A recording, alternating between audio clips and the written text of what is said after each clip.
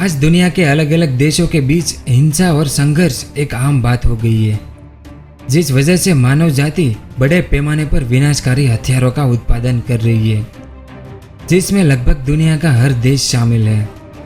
इससे पहले विश्व युद्ध के दौरान कुछ 1.5 करोड़ लोग मारे गए थे और दूसरे विश्व युद्ध के दौरान 7 करोड़ से भी ज्यादा लोग मारे गए थे। पर उस वक्त अमेरिका के अलावा किसी के पास परमाणु हथियार नहीं थे, उसके बावजूद भी इतने लोग मारे गए थे। पर आज की बात करें तो दुनिया के हर देश के पास परमाणु हथियार हैं और अलग अलग देशों के बीच तनाव देखें तो तीसरा विश्व युद्ध बहुत ही नजदीक है और जब यह होगा तब विनाशकारी परमाणु हथियारों के साथ होगा। तो आप अनुमान लगाइए कि मानव जाति का क्या हाल होगा। क्या मानव जाति जीवित रहेगी या फिर से पाषाण युग में वापस लौट जाएगी? तो चलिए आज हम इसी टॉपिक पर बात करेंगे और इसके कुछ ऐसे इंटरेस्टिंग फैक्ट बताएंगे जो आपने पहले कभी नहीं सुने होंगे। अगर इतिहास पर नजर डालें तो दूसरे विश्व युद्ध के दौरान परमाणु युग की शुरुआत हुई। 1945 में 6 अगस्त और 9 अगस्त को अमेरिका ने जापान में हिरोशिमा और नागासाकी शहरों पर पहली बार परमाणु बम गिराए थे और संभवित रूप से मानव जाति के विनाश की शुरुआत हो गई। महान वैज्ञानिक अल्बर्ट आइंस्टाइन ने एक बार कहा था कि मैं नहीं जानता कि किस तरह के हथियार तीसरे विश्व युद्ध का नेतृत्व करेंगे, लेकिन चौथा विश्व युद्ध पत्थर भालों से लड़ा जाएगा। अब बाकी युद्ध की तरह इस युद्ध की शुरुआत भी बंदूक और गोला बारूद से होगी, सिर्फ इसीलिए क्योंकि हर देश के पास परमाणु हथियार है। परमाणु हथियार और परमाणु बम सामूहिक विनाश के हथियार है, जिन्हें युद्ध समाप्त करने के लिए अंतिम विकल्प माना जाता है। और जब पहला परमाणु हथियार इस्तेमाल होगा उसके बाद दुनिया की तबाही शुरू हो जाएगी। अब इसकी शुरुआत कौन करेगा इसका तो किसी को नहीं पता, पर साल 2017 में दुनिया के सभी देश अगले युद्ध की तैयारी कर रहे हैं। क्यों? क्योंकि सबको पता है कि एक न एक दिन ऐसा युद्ध जरूर होगा। दुर्भाग्य से अगर ऐसा होता है तो सबसे पहले परमाणु हथियार बड़े बड़े शहरों पर गिरेंगे, जिसमें Beijing, New York, Delhi, Shanghai, Tokyo, Mumbai और हांगकांग जैसे कई बड़े शहरों और इसके आसपास की जगह बर्बाद हो जाएगी। कम शब्दों में कहूं तो कुछ महाशक्तियों का अंत होगा। तीसरे विश्व युद्ध में न सिर्फ परमाणु हथियार बल्कि रासायनिक और जैविक हथियारों का भी इस्तेमाल होगा, जिस वजह से बिजली, पानी, बंदरगाहें, राजमार्ग, रेल मार्ग सब कुछ एक उजड़ी हुई दुनिया में बदल जाएगा।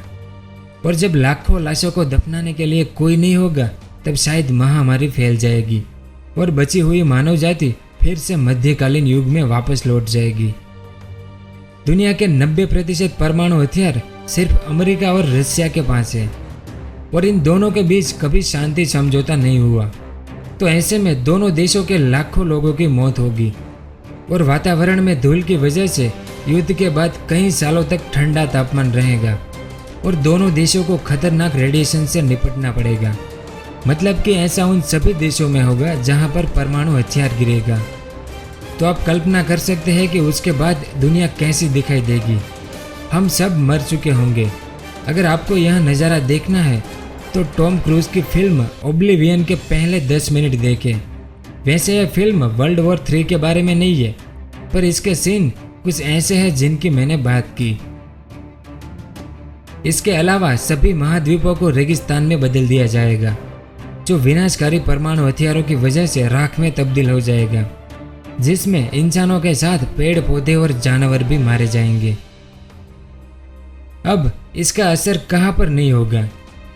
समंदर के गहरे पानी में आप सुरक्षित रह सकते हैं। एक बंकर लेकर आप समंदर की गहराई में चले जाए, पर उसमें भी गारंटी नहीं है कि आप सुरक्षित रह सकते हैं, क्योंकि रासायनिक हथियारों से समुद्र के पानी को भी जहर में तब्दील कर दिया जाएगा। तो इसके बाद क्या मानव जाति जीवित रह पाएगी? तो जवाब है हाँ, मानव जाति बच जाएगी, लेकिन कितनी? 20 या 25%। पर इस युद्ध से कई पशु प्रजातियां मिट जाएगी और जिन देशों के पास परमाणु हथियार है वो देश यूरोप, ब्रिटेन, संयुक्त राष्ट्र America, Russia, Bharat, Japan, Korea, Pakistan और चाइना जैसे देश पूरी तरह से बर्बाद हो जाएंगे। सिर्फ एक ही महाद्वीप है, अफ्रीका, जहां पर कोई परमाणु हथियार नहीं है। शायद वहां पर मानव जाति सुरक्षित रहेगी, लेकिन कितनी, वो तो ऐसा होने के बाद ही पता चलेगा। और विकसित देशों में सिर्फ ऑस्ट्रेलिया एक ही ऐसा देश है जो सुरक्षित रह सकता है, पर हकीकत तो इसके बाद ही पता चलेगी। इसके बाद अमेरिका 18वीं सदी में वापस लौट जाएगा। कंप्यूटर, आईपॉड, आईपैड के साथ सभी विद्युत शक्ति खत्म हो जाएगी। ज़्यादातर लोग भूखे मरेंगे, यहाँ तक कि किसान भी भूखे रहेंगे, क्योंकि फलद्रुप जमीन का नाश हो जाएगा, जिससे वे अपनी फसलों का उत्पादन नहीं कर सकेंगे। अगली कुछ सदियों तक धरती पर रेडिएशन का स्तर बहुत ही हावी हो जाएगा।